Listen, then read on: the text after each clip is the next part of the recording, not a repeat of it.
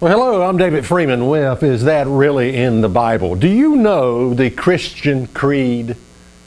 Are you familiar with the Christian Creed that you're supposed to live every day and have memorized? You know, a lot of organizations, such as the Boy Scouts, they have a creed, and in order to be a part of the Scouts, you've got to remember this creed and know what it stands for. In other words, a Boy Scout is trustworthy. A Boy Scout is loyal. A Boy Scout is helpful. A Boy Scout is friendly. A Boy Scout is courteous. He is kind. He is obedient. He is cheerful. He is thrifty. He is brave. He is clean. He is reverent. My point is, the Boy Scouts have their creed, and so does many other organizations out there. Well, there is a Christian creed. And it's sad to say, a lot of Christians maybe never heard of this creed, and they sure don't have it memorized today. Well, let's take a look at Deuteronomy 6 and verse 1 and take a look at what this creed is.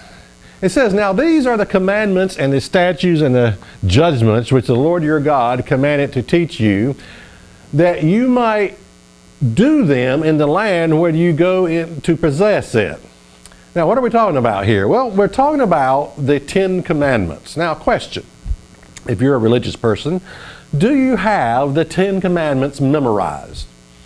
Do you know them? Each one, all 10, okay? Can you even find them in your Bible? Well, that's a good question. Can you? Do you know them? Do you have them memorized? Chances are most religious people do not. That's the sad point. Chances are most religious people could not even quote you the 10 Commandments. So let's continue on with Deuteronomy 28 and verse 1.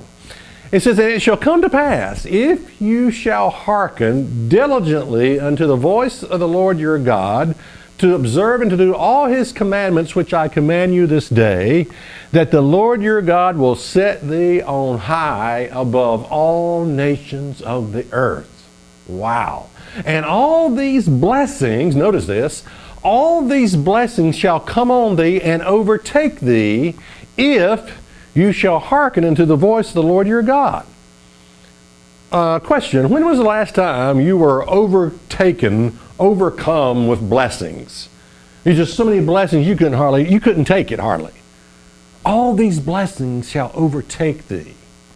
Well, maybe if you're living what I call a cursed life, maybe there's a reason for that.